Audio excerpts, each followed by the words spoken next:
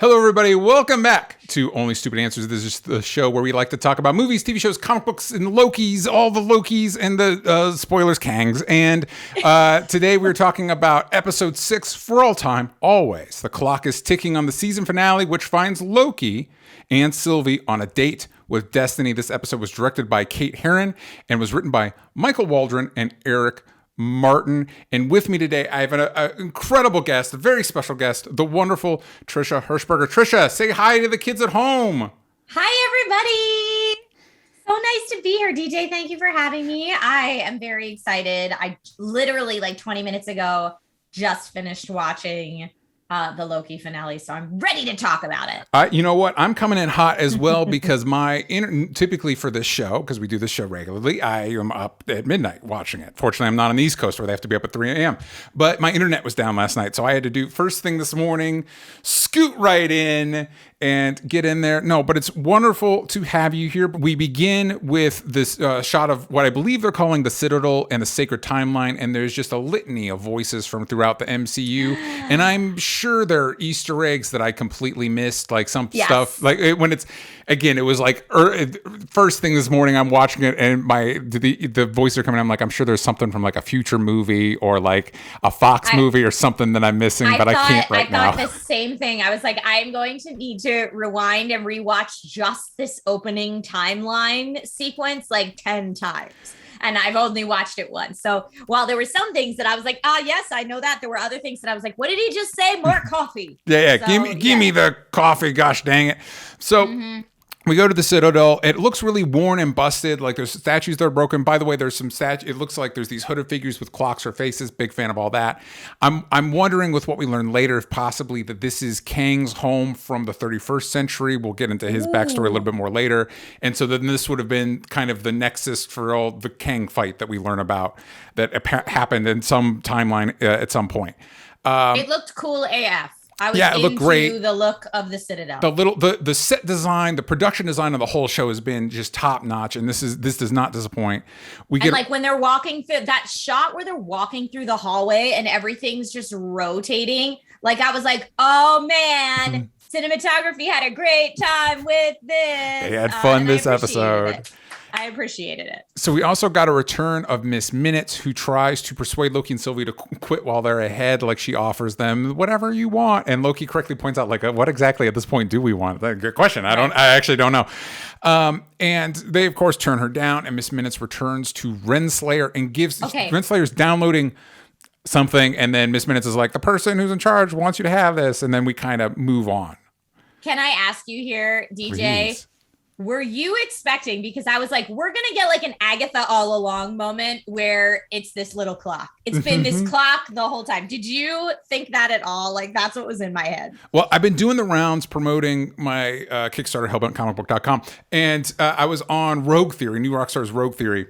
And then we had a whole segment where like, the actress that plays Miss Minutes is like, there's more to the character than you know. And they speculated the whole thing. And I very definitively said, like, I think it's just a cartoon clock. And like, I know when I write stuff, like I'll write pages of backstory for a character that never shows up. You never see, but I give it to the actor so that they kind of know the thing. And so I was very definitive, like, nah, nothing's going on with Miss Minutes. And in that moment, I was like, oh man, I'm going to have to eat my words. Oh my God. So did you think something was going on with Miss Minutes there? Did only at that point. Yes. And then I was lucky enough to get sent kind of like the Loki swag box from Disney Plus, which included a Miss Minutes clock. And at the time I was like, this is cute. It's like this little thing from the series. And I was like, I swear, if Miss Minutes ends up being like this huge MCU villain, and I've been writing her off the whole time, I'm going to have to eat crow. Yeah. But it was very funny. In that moment, I 100% thought we were going to get Agatha all along, even though my overarching theory was that either it was going to be Kang or another Loki. That was my overarching, this is where we're going. But there were enough Easter eggs for Kang that I was like, pretty sure that's where we were going. And then when Miss Minutes kept saying I was like, all right, here we go. So we've been talking about it. Spoiler, by the way, spoilers if you haven't seen that episode, you know what you're getting into. Put spoilers in the title. Everybody knows. Everybody knows. The review's probably about 30 plus minutes. We're not going to not talk about it.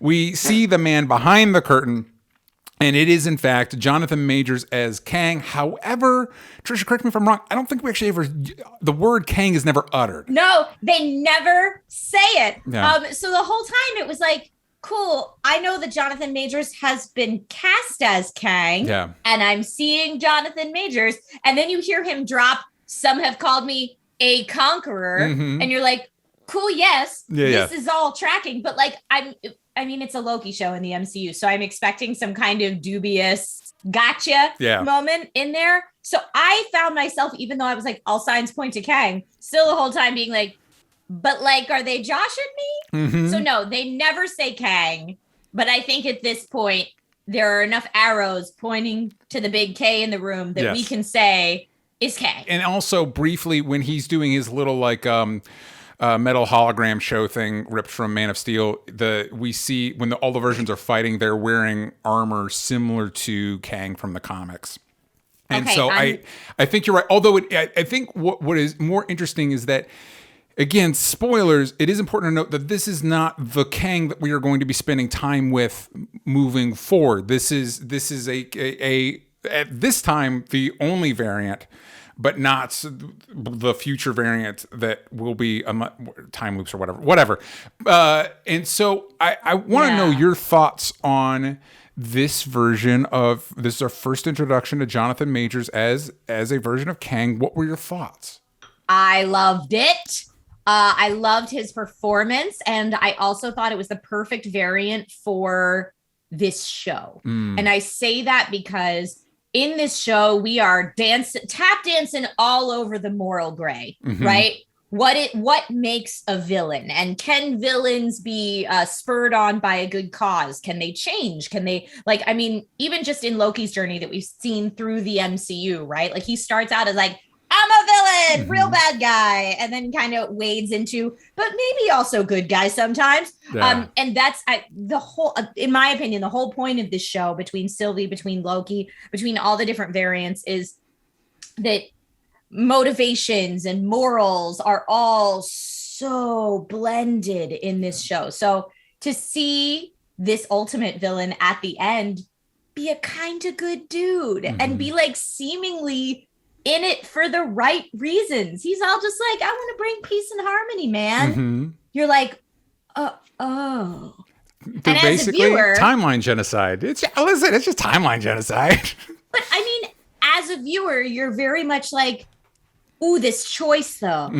Well, this choice though, what do I do? And so to have Sylvie and Loki be like, but this choice though, I don't know. I thought it was very well played. And I really enjoyed it. I'm glad we didn't, like, especially that first reveal in the elevator.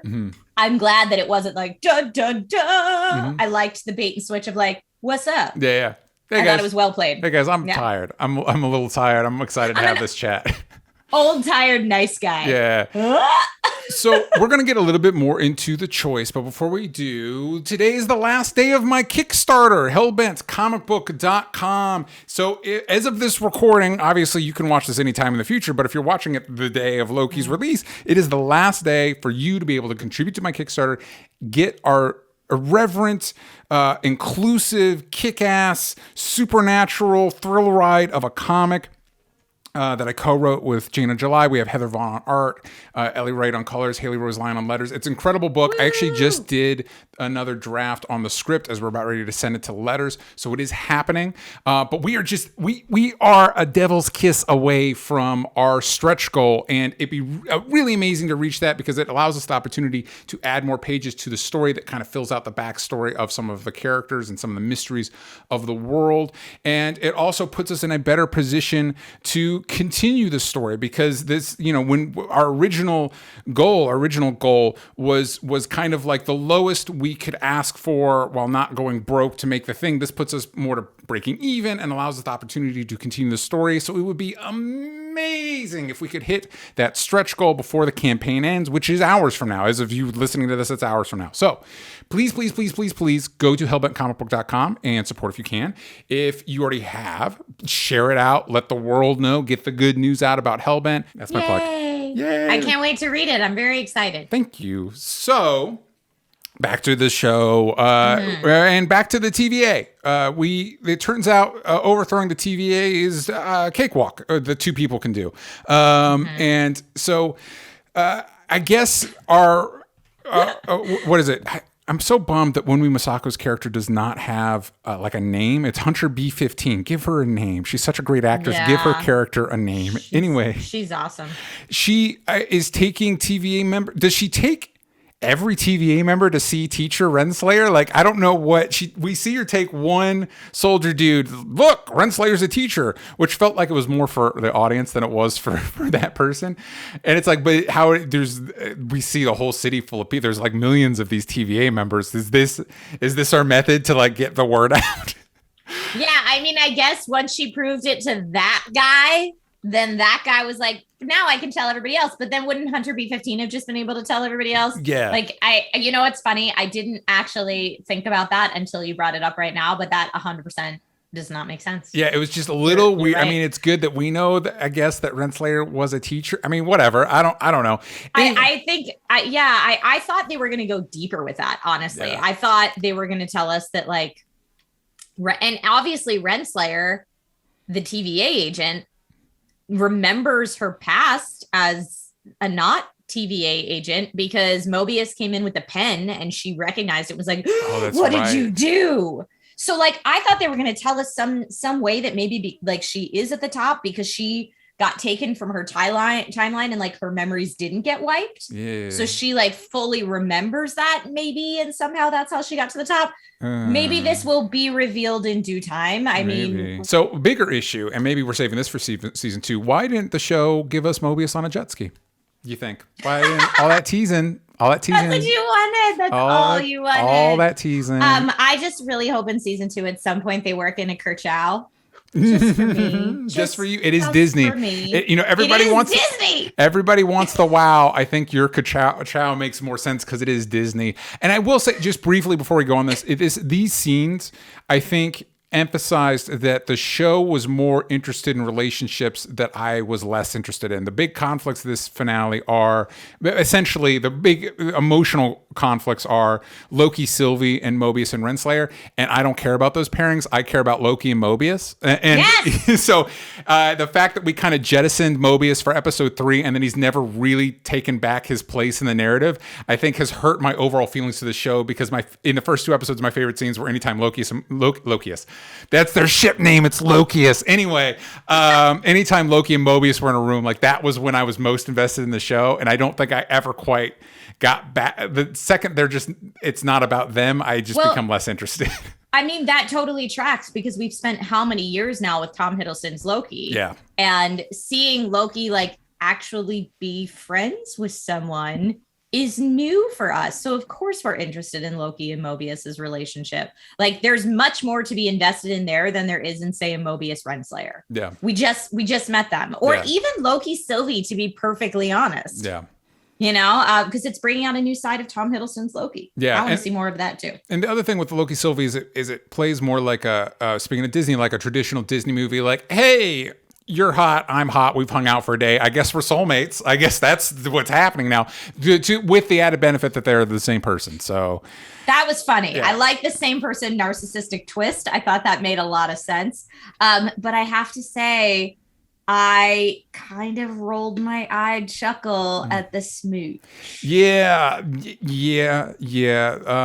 But again, I agree with that because again, the dynamic that I'm more invested in is Loki and Mobius. So it's just this whole thing of like,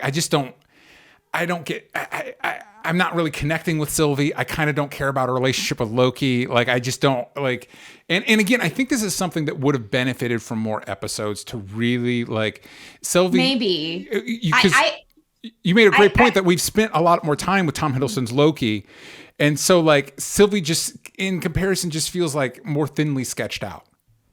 Well, you're right. It's because we haven't spent enough time there. I mean, that's what everybody said about Black Widow for eons. Now that we finally have Black Widow exposition, it's like, I'm so much more invested in this scene that I can go back and rewatch. And this scene I can go back. Like we needed that. Yeah. We needed that time with the character. I actually really loved that scene though, right before the smooches, where it's like just the two of their heads in frame. And I think like his hands are on her shoulders or her upper arms.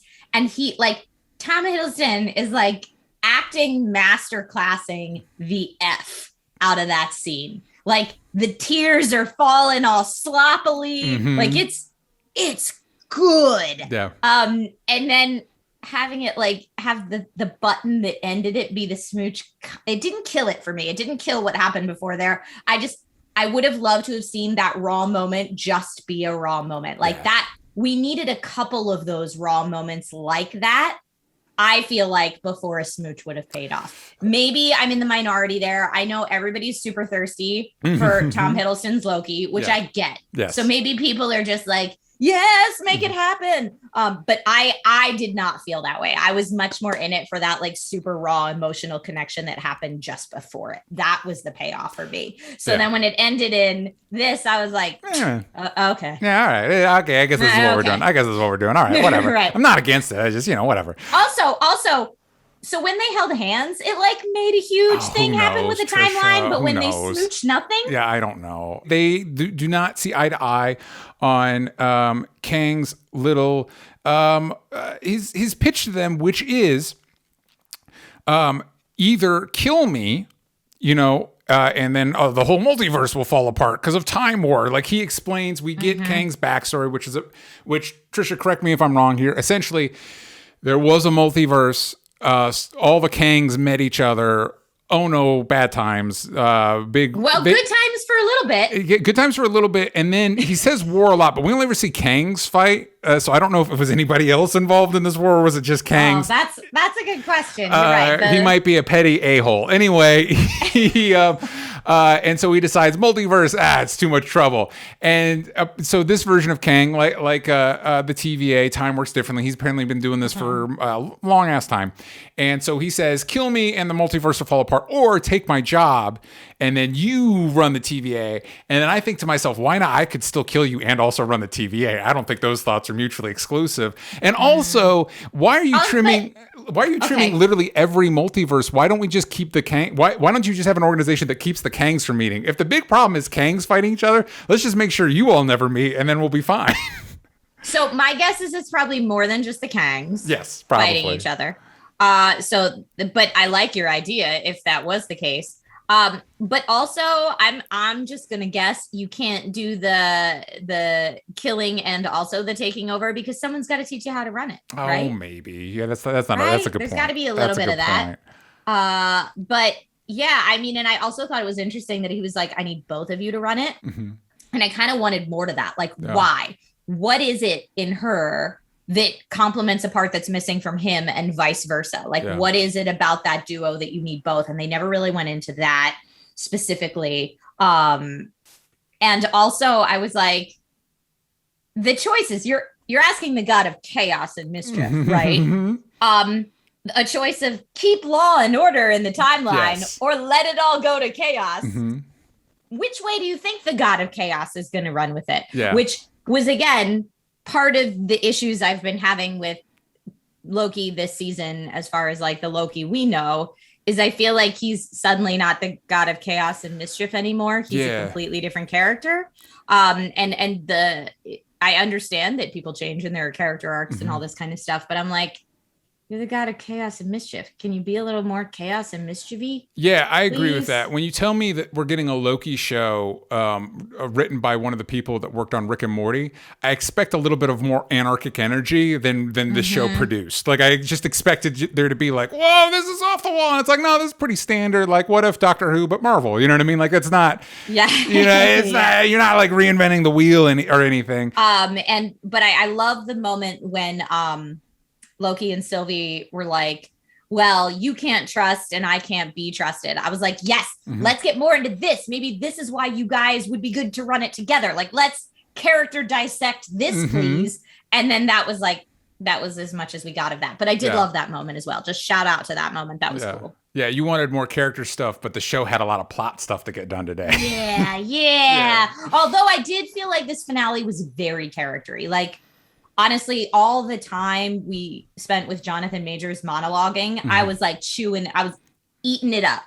loving it all. Very well done. So you talked about them fighting, which is one last fight scene we get in. Loki fighting Loki, Sylvie, and Loki ends up getting sent back to the TVA, and Sylvie decides to kill this Kang. And I thought it was very smart of them, even though, they try to edge these shows to pretty solid PG-13 fare, that they did show the body, like, hey, this isn't a switcheroo. There he is. He's dead. I was worried that we're going to cut away, and then I'm going to have to deal with however long of people like speculating, like, well, did she kill him? It's like, no, that dude's dead. And well, she killed that one, but who cares? And that's the thing. He says something along the lines of, "I'll see you again," or whatever. See you soon. And so that got me thinking about I was reading an article that pointed out, and I won't say what it is for spoilers, but the after credit scene for Black Widow, and talking about the production of that with Falcon and Winter Soldier and the other shows, and how it turns out, like we like to talk about Marvel and the building blocks, but in a lot of ways they keep things vague enough that it's kind of interchangeable. And so with this, I started thinking about the fact that it's for all these reveals and all this stuff, it kind of is inconsequential, because all this finale does is untie a knot that it tied for itself. We knew a good chunk of Avengers Endgame is about the multiverse, like creating timelines. We know Doctor Strange and Multiverse Madness is coming. There's the rumors of Spider-Man No Way Home. We know there's a multiverse. And this shit was like, no, it's one timeline. And it's like, what? So this unties that. We're now back to where we knew we were, which was a multiverse. And everything we learned about this Kang can easily be hand-waved away because it's a variant. So the Kang we meet in Ant-Man and the Wasp could be a completely different person. I want to know what your thoughts on that is. What do you think about, other than meeting Jonathan Majors as Kang, what do you think about this will carry over into other things, or do you think this will be kind of limited to just like Loki season? This is just Loki stuff. Oh, I think this was just an amuse-bouche in the season 4 villain that we're going to see. So what I mean by that is this was just a little teaser. Like, oh, you want to kind of see what Kang's about? Well, here you go. We're going to introduce him to you very briefly, but in a completely different way than what the rest of the meal is going to be, just to whet your appetite. You're welcome. So I think that's why we saw the version that we saw. Yeah. And I think that's intentionally why he was so likable, to keep you wanting more. Yeah. And I think that when we do delve into phase 4, I think we're going to see definite differences, like a whole new thing. Maybe multiple new things. And I honestly, I mean, we've all been speculating that MCU phase 4 is going to be multiverse everywhere, because it really does give it gives the MCU in general so much more creative freedom to do what they want, to make individual movies feel like individual movies, still having a through line, but not being stuck to everything each individual movie does. Yeah. Much like the comics, because then you can see, oh, well, that was in that run of the comics. This isn't, you can do that now. So the thing that's worrisome to me is then is the MCU going to feel super disjointed? Yeah. But like I said, the cool thing about that is that you can have creative freedoms, and you can, things that were plot holes or things that you weren't so happy with before that you're like, man, now we got to stick with that. You can just kind of slap a multiverse Band-Aid on and keep moving in a different direction. So it's smart from a cinema studio perspective for sure. Plus we can get things like Alfred Molina's Doc Ock back in Spider-Man. But like they're, come on.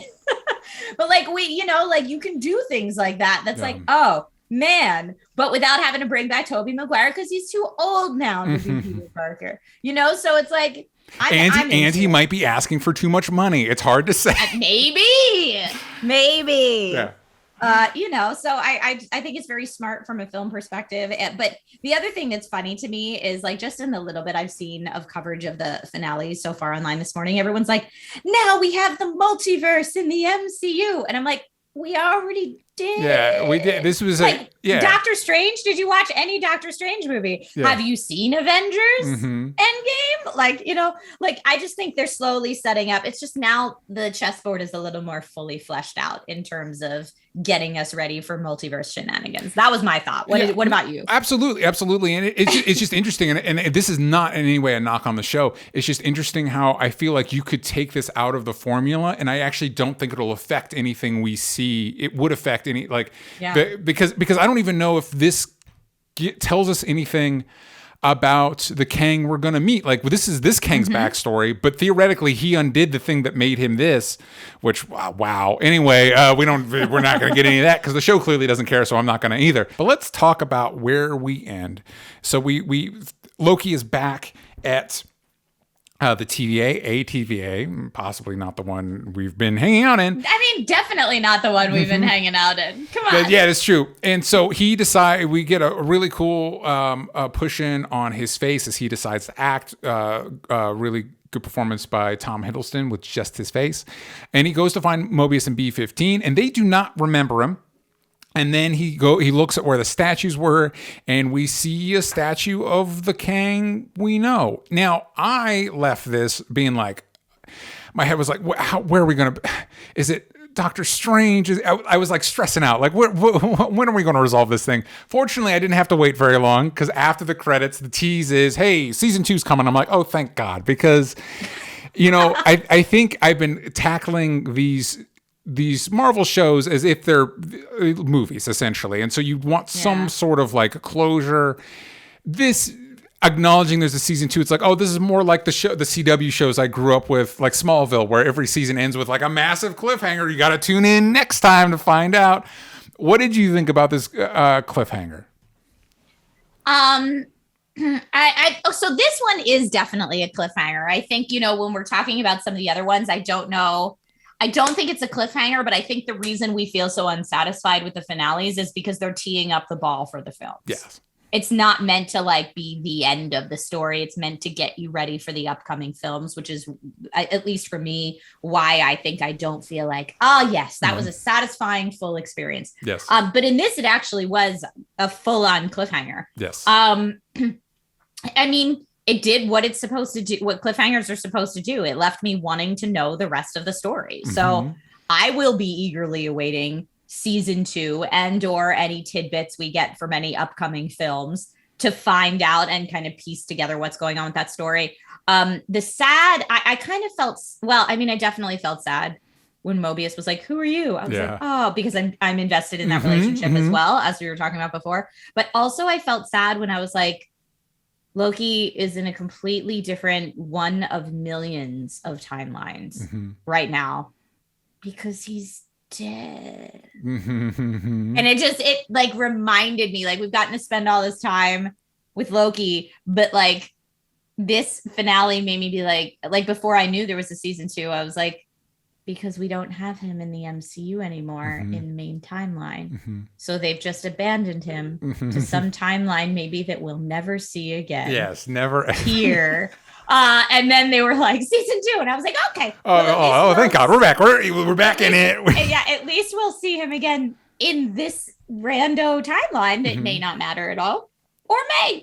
I don't know. But we do have a question here from STS 2084. What do you think will happen in season 2? Do you want things to get Doom Patrol level weird now that the true multiverse is open? Shout out to Doom Patrol. Shout out. Well, I think my prediction is that season 2 of Loki is kind of going to go the way of Shield, or how Shield was supposed to be, where it was supposed to like give us filler in between films and kind of help to branch stuff together on the back end. Because obviously we're going to be multiversing it hard in the major feature films that are coming out. Yeah. So depending when they decide to release season 2, I think we're definitely going to see the reunion somehow of Loki and Sylvie as we know it. That's most definitely going to happen because that's what the show is about. But where they take us from there, I think will heavily depend upon when this releases and in between what films and what has happened in the multiverse up until those films. Yeah, I think that's a really good speculation, and especially with, we just got the trailer for What If, the animated series, and that seems to be much more interconnected than we were led to believe. It's not just one-off anthology stories; they appear to connect somehow. So it's like, I think you're right. I think it's like, hey, multiverse, and also these shows are helping fill that out. So. I think you're probably right, and just give me Mobius and Lokius on a jet ski together is all. Just give it. That's all I need, really. Lokius on a jet ski, and at one point there's a Kerchow. But yeah, come on. Come on, Disney. Maybe they're on a Lightning McQueen jet ski and we can just full cross promotion. That's true. What if it just has a small lightning bolt on the side? They don't even have to call attention to it. They don't even have to say it. How long do you think it is if we keep going down this rabbit hole of Loki bouncing around the multiverse? How long do you think he bumps into like a Star Wars character or a traditional Disney character, or at least an Easter egg? Oh my God, it's Kingdom Hearts. Kingdom Hearts come to TV. That would actually be pretty amazing. And suddenly we're going to have Mickey Mouse freaking like philosophizing about the multiverse. Boom. Here it is. There Boom. it is. There please, it is. Marvel, please don't do that, by the way. As someone who loves Kingdom Hearts, please, it's so disagree. weird. Marvel, please do that. Let's just go for it. Why not? At all least bets are make off. Donald Duck a better mage, okay? If that's what's going to happen. We have this other question from Danny. What would you have done differently for the series? This season has wrapped up, Trisha. I think we've talked a little bit about this, but what would you have liked to have seen them done differently? I need less of a subtle Loki. Okay. You want bigger. And I love, from an acting perspective, I love the subtle performance, but it hit me really hard. So after I watched Black Widow, I went back and rewatched a bunch of stuff from the MCU, from Phase 3, but specifically the scene where, and I forget which film it was from, where Loki's trapped and is trying to like play tons of mental games with Natasha. That's Avengers. That's the first Avengers, right? It's the original. Yeah. Okay, it's the original Avengers, specifically that scene. And I was startled by how different that Loki was from the Loki we've gotten through this entire thing. And like I said, I understand character arcs and the characters change, but like Loki's a god that's been around how long now? You wouldn't see, I don't think, that big of a character shift in what amounts to 15 years? Not even that, because remember, if that's the first Avengers, so literally that's like a day after. The Loki we found is literally like a day after that. Yes. Okay. So even more then. Yeah. Because that energy is just so manic, and like he's so manipulative, and like it's just a completely different personification of this character than what I feel like we got in this series. So I understand that there's certain places they want to take this character and they wanted to show that he can have a friendship or that he can have a relationship, but I think you still could have done that being true to the character, or at least having more of the character we know and fell in love with as Loki shine through. Yeah. So that's what I would have done differently. And this show felt more in line with the Loki, closer to the Loki from Ragnarok and maybe Infinity War than where Loki was at Avengers. And it reminded me a little bit, although I did like the show's efforts to touch on this, it reminded me like a little bit, like I guess because I just watched it, like Cruella and some of these other villain movies, and it's like, hey, we're going to do a movie about a villain, but we're also going to like not, they're just not a villain now, they're just going to be a person. And it's like, well, but that's not as inherently interesting as somebody dealing with the ramifications of what they've done, why they do it, and what does it mean to be evil, especially when you're in the face of their faceless time-space bureaucracy. Like, you guys are basically time cops. Who are you to tell me what's evil and what's not evil? Like, what kind of heinous junk are you guys doing through time and space? You know what I mean? I hope the show, and you know what, you and I have said this multiple times, we might be alone in this, but I hope the show realizes like, oh, Loki and Mobius actually works better. They probably wrote these episodes before it was ever shot. You know what I mean? So plot-wise, it's like, this is what we're doing. Hopefully when they get to season 2, it's like, oh, we need to not separate Loki and Mobius. Like, that's the core. We can do all the Sylvie stuff, and it's great that we get a season 2 because we might be able to do more with it. But it's like the core of the show is Loki and Mobius. And see, I think the core could be Loki and Sylvie, but what I would need to see more of to make that work is the narcissistic play on why they work. Why do they work? Because they're the same person. Give me that. I'm way more interested, because that tracks with the Loki we have seen throughout all of these films. Yes. Why would he be in love with himself? As of right now, I don't think Sylvie is written to be very much like the Loki we would know? What do they have in common that brings them together and attracts them to each other? We haven't seen that. So for me, that's not interesting until we get that. Yeah, I totally agree with that. I was I was so excited to see Sophie DiMartino's take on Loki. Yeah. But the character's fundamental. The character could just be any generic love interest character, and the way the plot would essentially function the same. Yeah. And so that would be another cool thing of like, hey, what if I get that she diverged early on, but what if she was more like Loki? Like, what if that multiverse is now a thing? All bets are off. Like, maybe she got the full Loki experience, and now we get to see this actress's take on. Like, I think about it as if I was writing it. It's like I would have written those scenes. You write the scenes for Tom Hiddleston, and then when you write it for Sylvie, you also write them as if Tom Hiddleston was playing it, and then you see how that actor does with that. And so hopefully the good news is, unlike the other shows, which is, WandaVision just got Emmys for being a limited series. We don't know what's going on with those. Loki, we know there's a season 2. So that actually gets me really excited that maybe some of these things that didn't click as well, we could get ironed out. We'll have however long. I'm guessing it's going to be more than a year before Loki season 2. We get to iron all that out and see all that. Anyway, Trisha, where can anybody I assume everybody watching this knows where to find you, but where can they find you? What should they be on the lookout for from you? Well, you can find me on all the socials at That Girl Trish with no I in the girl, or on Twitch or YouTube /Trisha Hershberger. And what's new from me since the last time I've seen the OSA folks is I am much more invested in Twitch now, and for the past probably 2 years. So I stream on Twitch 4 to 5 days a week, and I love it. It's my happy place. It's where I go to create content. Like, when I finish my work for the day, I go to play on Twitch. And I think that comes through in a lot of the content that I make there. I'm just hanging out and having fun. So please come join me for that if that sounds like something that's fun to you. Twitch.tv /Trisha Hershberger. And then I'm kind of scratching the itch of gaming and tech news over on my YouTube channel. Again, live stream. So I do a live stream from a little bar in my house, which is a crazy thing to say, but we converted part of our garage into a medieval tavern. Love it. I love it. I do a live stream from that tiny medieval tavern every Friday to my YouTube channel, discussing some gaming and tech headlines from the week over a drink. It's happy hour. And that's been really fun.